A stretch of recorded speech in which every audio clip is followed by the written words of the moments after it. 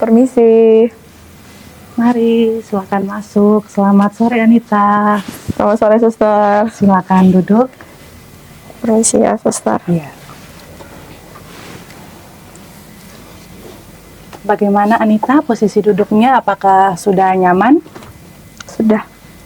Oke. Tadi sebelum ke sini, apakah ada kegiatan lain, Anita? Kelas aja sih, Sus. Nanti habis ini mau rapat. Wah, luar biasa. Ternyata Anita cukup sibuk ya. Enggak, Sus. Oke, lalu bagaimana keadaanmu, Anita? Ya, baik. Cuma kayak sedikit gugup gimana gitu, Sus. Gugup ya. Apakah mungkin ini pengalaman pertama Anita dalam melakukan konseling? Betul, ini pertama kali, Sus. Oke, jadi itu perasaan yang wajar ya, Anita. Tapi saya senang bahwa Anita sudah memberanikan diri untuk mau datang menemui saya di tempat ini. Iya, Sus. Oke, baik. Anita, saya punya waktu kurang lebih 20 sampai 30 menit ke depan untuk kita berbicara pada sore hari ini. Nah, selain itu, di sini semua yang akan Anita ceritakan akan menjadi rahasia di antara Anita dan juga di antara saya. Dan Anita bisa bebas menceritakan apapun yang Anita rasakan. Apakah Anita bersedia? Bersedia, Sus. Oke, baik Anita. Sekarang mungkin Anita bisa menceritakan pada saya apa yang sedang mengganggu pikiran atau yang membuat Anita merasa perlu untuk datang ke tempat ini. Jadi itu gini loh, Sus. Jadi itu saya kan cukup aktif ya, Sus. Nah, saya tuh ya beberapa kali lah jadi koordinator. Tapi kayak teman-teman saya tuh bilang saya tuh baik, saya tuh ceria dan bisa diandalkan. Tapi saya sendiri tuh merasa kalau saya tuh punya sisi lain yang memalukan gitu, Sus. Oke, jadi ada sisi lain yang memalukan. Bisa Anita jelaskan lebih lanjut? Jadi itu saya kan punya sahabat dua. Nah, mereka tuh kayak dekat sama saya. Tapi akhir-akhir ini tuh saya tuh kayak secara nggak langsung tuh melampiaskan amarah saya ke dua sahabat saya itu.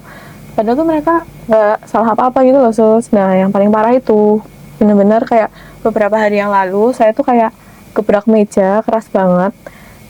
Padahal kayak itu masalah kecil dan itu sebenarnya nggak penting. Tapi kayak saya semeluap-luap itu gitu loh, Bu. Oke, baik. Jadi Anita melampiaskan kemarahanmu kepada kedua sahabatmu. Kalau boleh saya tahu, apa yang sebenarnya membuat Anita merasa marah? Ya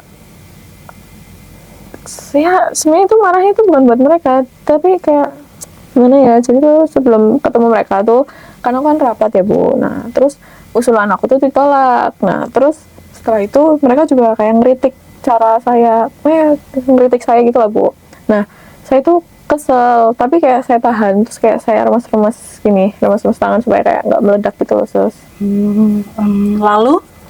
Ya karena setelah itu saya tahan kan, tapi setelah itu tuh ketemu sahabat saya, terus kayak saya secara nggak langsung tuh melampiaskan ke sahabat saya kan. Nah, jadi ya sahabat saya kayak mulai jaga jarak gitu sama saya. Nah, terus salah satu dari mereka tuh bilang kayak akhir-akhir ini tuh kamu sulit ditebak, kayak Anita udah berubah kayak gitu-gitu lah, Sus. Oke, jadi Anita mendengar hal itu ya dari sahabatmu, dan itu membuat Anita semakin khawatir kehilangan mereka. Nah, apa yang membuat Anita merasa bahwa Anita harus bisa menahan emosi atau amarah itu? Jadi tuh kayak saya tuh merasa kayak saya tuh harus bisa menahan emosi dan amarah, karena kan kayak di keluarga saya sendiri tuh kayak orang tua saya tuh kadang tuh kayak suka kayak konflik gitu lah, Sus. Kayak konflik dan itu tuh kayak meledak-ledak. Nah, jadi saya tuh kayak nggak pengen gitu jadi orang yang seperti itu, karena situasinya kan, suasana di situ kan nggak enak kan, Sus, jadinya. Jadi saya tuh nggak pengen saya tuh kayak gitu. Jadi saya tuh pengen kayak jadi orang yang tenang, kayak bisa diandalkan gitu. Ya, Baiklah, gitu. Anita. Jadi saya paham pengalaman masa kecilmu yang membuat Anita ingin menjadi sosok yang tenang dan bisa diandalkan. Nah, karena itu juga Anita mempercayai bahwa cara itu cara terbaik agar Anita tidak ditinggalkan. Iya, betul, Sus. Oke, baiklah. Lalu apakah masih ada hal lain yang ingin Anita sampaikan? Sepertinya sudah sih, Sus. Baiklah Anita, kalau begitu terima kasih Anita karena Anita sudah mau menceritakan ini semua dengan jujur. Nah, saya akan merangkum apa yang sudah Anita sampaikan. Jadi Anita ini adalah seorang mahasiswa yang cukup aktif dan selalu terlihat ceria di lingkungan kampus.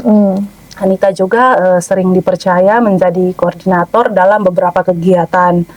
Namun juga saat Anita mendapat kritikan, Anita ataupun dalam situasi ketika Anita ditolak, situasi itu membuat Anita memendam amarah dan justru malah melampiaskannya pada sahabat Anita. Dan hal itu juga membuat mereka saat ini mulai menjauhi Anita ya. Betul banget, Bu. Baik Anita, sekarang kita akan melihat bersama-sama secara lebih mendalam tentang apa yang sebenarnya Anita inginkan dan butuhkan. Apakah Anita bersedia? Bersedia. Nah, baik Anita, mungkin sekarang Anita bisa menceritakan apa yang sebenarnya Anita inginkan saat ini. Yang saya inginkan ya, Sus, sebenarnya apa ya? Saya tuh sebenarnya bingung. Sebenarnya saya tuh pengen apa sih gitu loh. Oke, baiklah, tidak apa-apa Anita. Karena kemarin di asesmen sebelumnya kan Anita sempat menuliskan ya bahwa Anita cukup sering menulis dan kalau untuk mengungkapkannya secara langsung mungkin itu memberatkan bagi Anita. Apakah Anita berkenan jika Anita menuliskan saja apa yang saat ini Anita rasakan atau keinginan-keinginan Anita? Boleh, Sus, boleh. Oke, baiklah. Ini ada kertas, ada buku, dan juga pena. Anita bisa menuliskannya, tetapi ada beberapa pertanyaan penuntun ya dari saya. Oh gitu. Saya menulisnya lewat pertanyaan dari suster gitu ya? Ya, benar sekali Anita. Boleh, boleh. Apakah Anita sudah siap? Siap, suster. Oke, baiklah. Untuk yang akan Anita tuliskan, mungkin yang pertama, Anita bisa menuliskan apa yang dalam 1 sampai 2 minggu terakhir ini yang menjadi harapan atau yang menjadi keinginan Anita. Lalu hal-hal apa saja yang sudah Anita lakukan untuk mencapai keinginan atau harapan Anita itu. Saya beri waktu kurang lebih 5 menit untuk Anita menuliskan. Apakah cukup? Cukup, suster. Oke. Kan saya suka menulis. Baiklah. Harapan saya... harapan, keinginan, dan apa yang sudah saya lakukan kan, suster? Ya, betul Anita.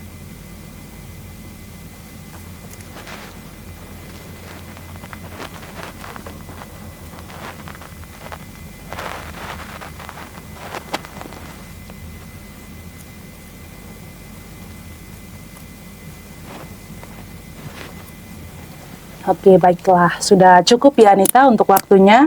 Cukup. Oke, apakah Anita berkenan jika saya melihat apa yang sudah Anita tuliskan? Boleh, suster. Cuma tulisan saya rada jelek, jangan dicat ya, suster. Ya, tidak apa-apa Anita. Boleh saya lihat ya? Boleh.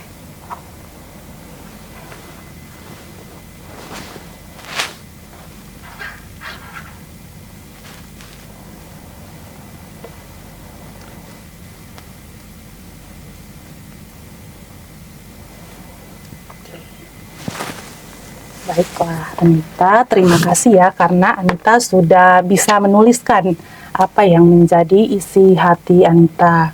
Nah, tadi setelah saya membaca tulisan yang sudah Anita tuliskan itu, saya ingin memahami secara lebih dalam beberapa bagian yang Anita tuliskan. Apakah bisa kita membahasnya perlahan-lahan, Anita? Boleh, ayo, sus. Oke, baik. Tadi di dalam tulisanmu itu ada yang Anita tuliskan bahwa Anita ingin hidup yang lebih tenang dan bisa menjadi diri sendiri tanpa harus terlihat kuat. Bisakah Anita menceritakan lebih jauh tentang keinginan itu? Saya kan tadi saya tulis tenang dan kayak jadi lebih kuat gitu ya. Sebenarnya kayak apa ya, sus? Jadi itu kayak gimana ya bilangnya, kayak saya kan kayak pengen kelihatan kuat gitu loh, karena saya tuh kayak takut sama ekspektasi orang lain, kayak orang lain kan naruh ekspektasi gitu loh, so jadi saya kayak pengen memenuhi ekspektasi itu gitu loh, kayak ya biar nggak kelihatan lemah gitu, jadi kayak ya itulah sus. Jadi Anita dalam tulisan itu, maksud dari tulisan itu adalah Anita ingin bisa memenuhi apa yang menjadi ekspektasi dari orang lain. Lalu tadi juga Anita mengatakan bahwa Anita ingin agar bisa berhenti untuk pura-pura kuat ya. Ya betul. Nah, ketika tadi mengungkapkan atau dalam menuliskan itu, apa yang paling Anita rindukan dari menjadi diri Anita sendiri? Yang saya rindukan tuh kayak saya tuh sebenarnya kayak kangen gitulah bisa berbicara yang seinginnya aku, maksudnya kayak apa ya, kayak nggak usah takut dinilai lemah gitu, takut dinilai gimana gimana gitu loh, nggak takut dijudge. Kayak aku juga pengen kayak ngasih tahu kalau aku tuh sebenarnya aku capek gitu loh, aku juga capek gitu, aku juga pengen marah kayak gitu. Oke lah, baiklah Anita lah. Anita punya keinginan untuk lebih leluasa dalam mengekspresikan emosi. Iya. Nah, tadi saya juga membaca Anita menuliskan bahwa selama ini hal-hal yang Anita lakukan justru membuat Anita melakukannya tidak sesuai untuk memenuhi apa yang Anita inginkan, dengan cara Anita memilih untuk sibuk, lalu aktif dalam beberapa kegiatan. Nah, menurut Anita sendiri, mengapa Anita tetap mempertahankan cara-cara seperti itu walaupun Anita menyadari bahwa itu tidak cukup efektif untuk situasi Anita? Ya kenapa saya tuh tetap gitu kan, jadi kayak apa ya, kayak takut nggak diterima gitu loh sister. Kan orang kan kepengen lihat orang lain tuh kayak sesuai apa yang ekspektasi mereka juga kan, kayak jadi tuh kayak takut nggak diterima, takut ya gitulah. Oke, jadi ada perasaan takut tidak diterima dan juga perasaan takut mengecewakan orang lain ya. Betul. Nah, lalu ketika Anita memilih untuk sibuk dengan kegiatan-kegiatan yang Anita ikuti, apakah cara itu sebagai cara untuk menghindari situasi atau perasaan Anita? Dan biasanya apa yang terjadi dalam diri Anita ketika Anita memilih untuk melakukan itu?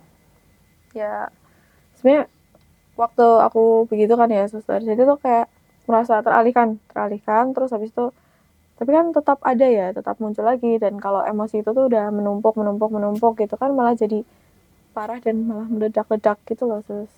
Oke, nah itu sebagai bentuk peralihan ya, pengalihan. Lalu di dalam tulisanmu juga tadi saya membaca bahwa Anita ternyata sudah bisa menilai bahwa apa yang Anita lakukan itu ternyata belum membantu dan justru memperburuk keadaan. Kalau Anita bisa melihat diri Anita dari sisi yang lain, apa hal yang Anita amati atau Anita temukan terkait dengan pola yang sudah Anita lakukan selama ini? Sebenarnya tuh polanya tuh kayak siklus gitu loh suster, jadi kayak kan saya marah, saya pendam, terus secara nggak langsung saya marah ke sahabat saya, terus habis itu saya sadar itu salah dan saya menyesal, terus tapi diulangi lagi, saya nahan marah, terus kayak lingkaran setan gitu loh suster. Oke, jadi sebenarnya Anita menyadari bahwa pola yang berulang itu tidak cukup efektif. Dan Anita, saya juga sebenarnya kurang setuju ya dengan cara yang Anita lakukan ini. Karena Anita menyadari betul bahwa pola itu sangat tidak efektif dalam relasi Anita baik dengan teman maupun juga dengan rekan-rekan dalam organisasi itu. Jadi suster kurang setuju dengan cara saya. Ya, betul Anita. Nah, untuk saat ini, ketika Anita sudah punya kesadaran bahwa pola itu tidak cukup efektif, perasaan yang muncul saat ini seperti apa? Ya merasa kayak gagal sih sus, kayak gagal jadi teman yang baik, gagal jadi diri sendiri, gagal udahlah. Jadi ada perasaan gagal. Nah, tadi juga di dalam tulisan Anita, Anita menuliskan bahwa di balik amarahnya Anita, ada rasa kesepian, ada rasa takut mengecewakan orang lain. Eh, Ketika saat ini juga Anita sudah menyadari pola-pola dan perasaan-perasaan itu, apa yang terjadi di dalam diri Anita? Ya, jujur kayak prihatin sih sama diri sendiri.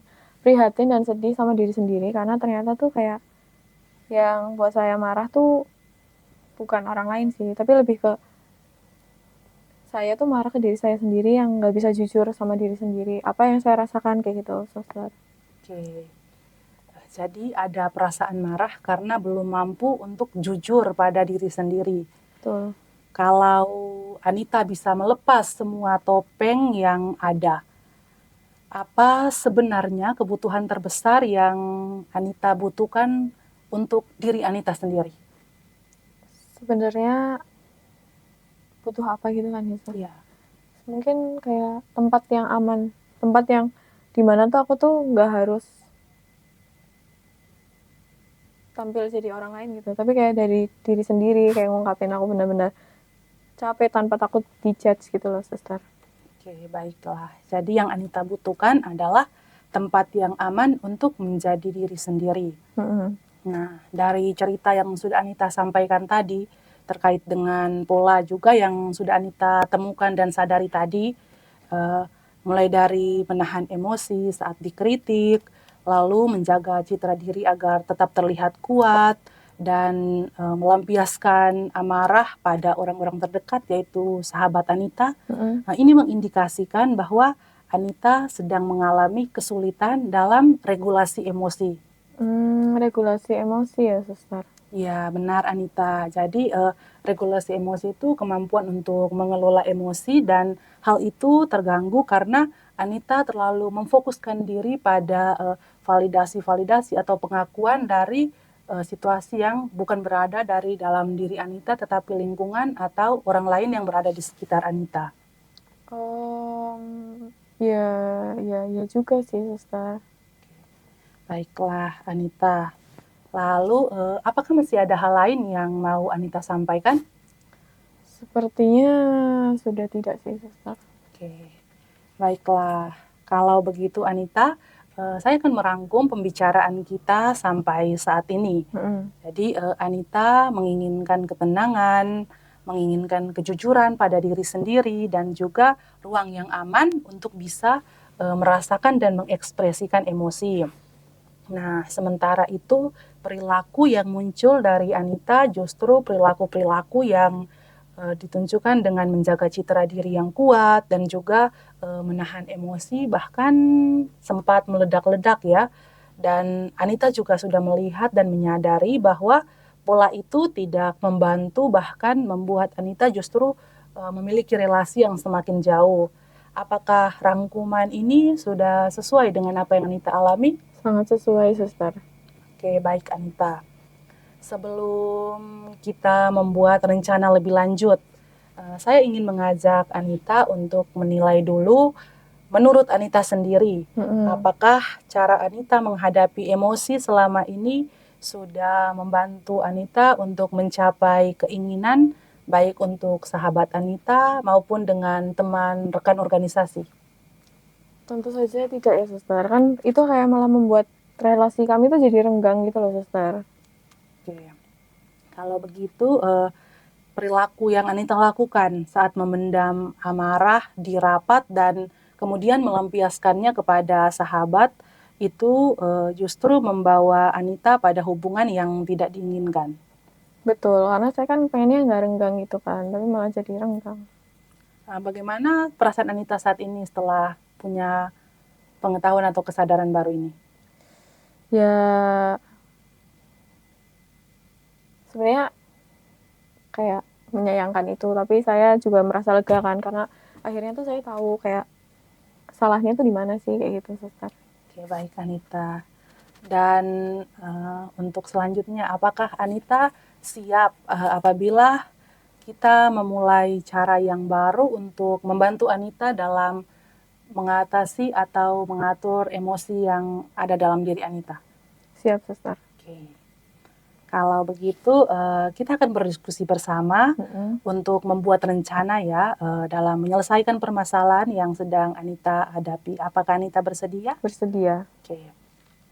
Nah, tadi kan di awal kelihatannya dengan membuat tulisan Anita lebih mudah ya untuk mengekspresikan atau menyampaikan apa yang Anita alami. Betul. Kalau begitu, bagaimana jika untuk mengatasi emosi yang Anita alami itu kita menggunakan terapi dengan cara menulis? Boleh. Oke. Kalau begitu, kita akan membuat beberapa rencana sederhana. Mungkin Anita bisa menyiapkan lagi buku dan pena yang tadi sudah saya berikan. Nah, jadi Anita akan membuat jurnal yang berisi pengalaman Anita setiap hari. Apakah bisa, Anita? Bisa dong, Suster. Oke. Kira-kira untuk membuat satu tulisan jurnal atau menceritakan pengalaman Anita butuh waktu berapa lama? Mungkin 15-20 menit cukup sih. Oke, 15 sampai 20 menit ya. Nah, kalau begitu kita akan berdiskusi bersama terkait dengan jurnal yang Anita buat, mungkin dalam bentuk format penulisannya nanti, sehingga bisa lebih membantu Anita dalam melihat pengalaman atau situasi yang Anita alami pada hari itu. Jadi biar tertuntun gitu ya, Ya, Suster. betul sekali. Mungkin Anita bisa sambil menuliskan Boleh. format atau langkah-langkah apa yang akan Anita tuliskan. Gimana, Suster? Oke, jadi nanti di poin pertama, Iya. Anita akan menuliskan bahwa apa perasaan yang muncul atau Anita alami pada hari itu. Oke, perasaan yang muncul ya, Suster. Ya, betul. Lalu di poin kedua, situasi atau peristiwa apa yang memicu perasaan itu muncul. Oh ya, oke. Oke, di poin yang ketiga, siapa saja yang terlibat dalam peristiwa itu. Baik. Oke, lalu di poin yang keempat, ketika menghadapi peristiwa itu bagaimana Anita meresponnya? Oke. Oke. Sudah. Sudah. Di poin yang kelima, hal apa yang Anita pelajari dari pengalaman, peristiwa, atau perasaan pada hari itu? Kayak hikmahnya gitu ya, Ya, Sus? betul sekali Anita. Oke. Lalu di poin yang terakhir, rencana atau tindakan apa yang akan Anita lakukan apabila Anita mengalami atau menemukan situasi yang sama seperti itu di kemudian hari. Ya, bisa dibilang ketika pengalaman itu terulang lagi. Oh, baik, Suster. Oke, sudah. Sudah ya, Anita? Sudah. Oke. Kira-kira dengan format ini, dengan jurnal ini, kapan Anita bisa mulai untuk membuat jurnalnya? Nanti setelah rapat bisa, Suster? Oke, setelah rapat bisa ya? Bisa. Nah, untuk itu kira-kira siapa saja yang bisa terlibat untuk membantu Anita dalam membantu untuk Anita tetap bisa punya komitmen dan semangat membuat jurnal ini?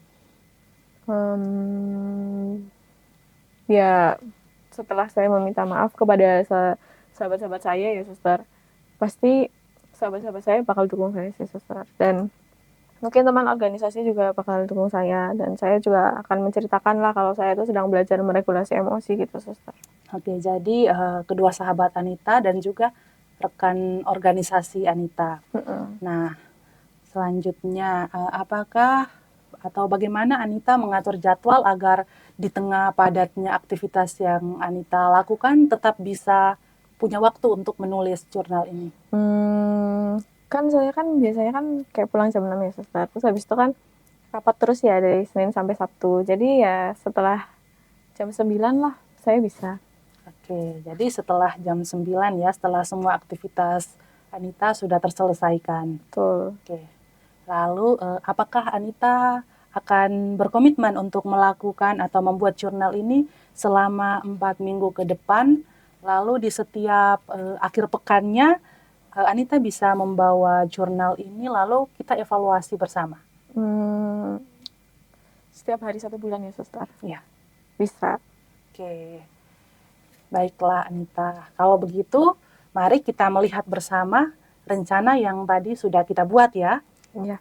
Yang pertama, Anita akan menulis jurnal emosi setiap hari dengan format yang sudah tadi kita sepakati. Ya, Lalu jurnal itu akan Anita mulai malam ini, betul. dan Anita akan melibatkan kedua sahabat dan juga rekan seorganisasi untuk membantu Anita dalam menulis jurnal ini. Lalu untuk evaluasinya akan kita lakukan setiap minggu dalam 4 minggu ke depan ini. Betul, Suster. Oke, kalau begitu apakah masih ada hal lain yang ingin Anita sampaikan?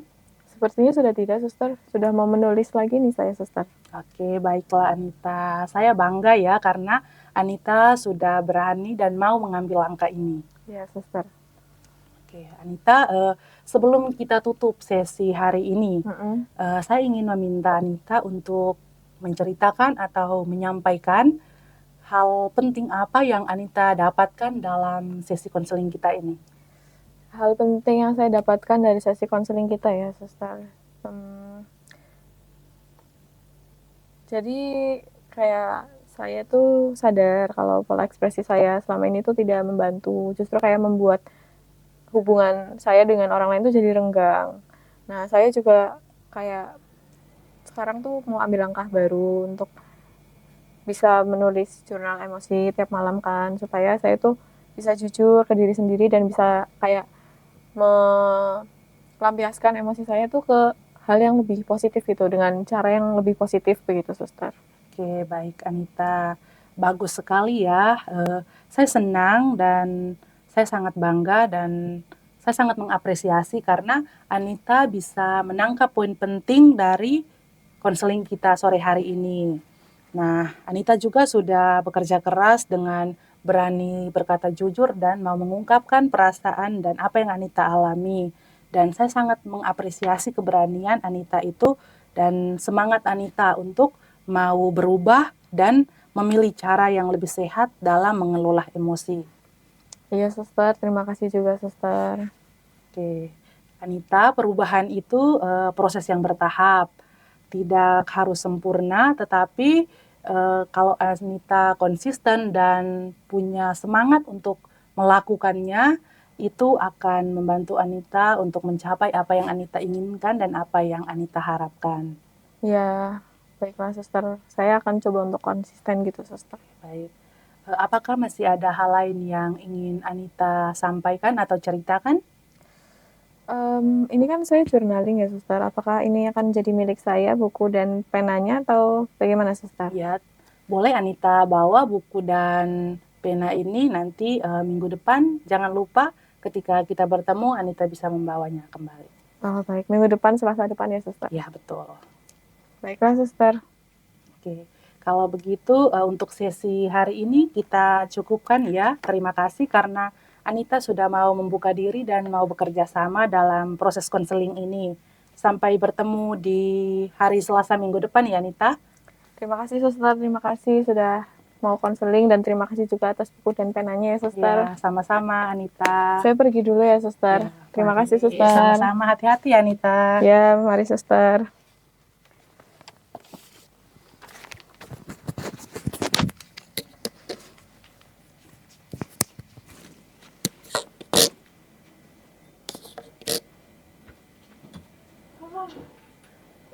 Makasih,